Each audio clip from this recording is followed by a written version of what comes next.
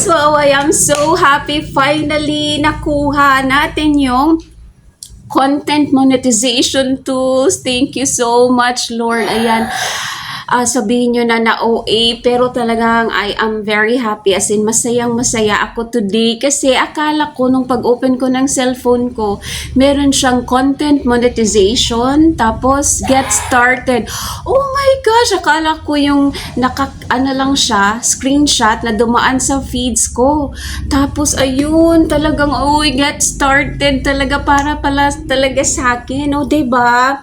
So actually, talagang matagal ko kasi to siyang hinintay dahil nung last year, nung June, nag-renew kami ng visa. Ng asawa ko. So yung punong-puno yung utak ko.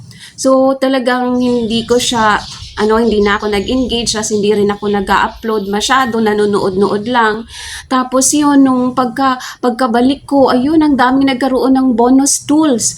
So parang, 'di ba, nasayangan naman ako kasi syempre, 'di ba, ang tagal, medyo more than a year na din na nagko-content ako. Meron namang kita, pero syempre nasayangan ako sa bonus kasi kahit it's only within a short period of time, pero mas malaki yung kitaan kumpara sa in-stream ads at saka sa ads on reel kapag masipag ka lang. So ayun, nangihinayang talaga ako.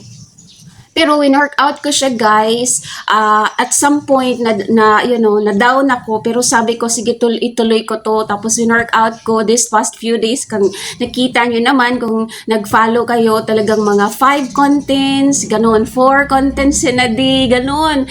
Yung mga nilagay ko. Tapos today, finally, I got it! So talagang natuwa talaga ako. Kasi syempre, diba, kahit stories, nag-earn na din siya.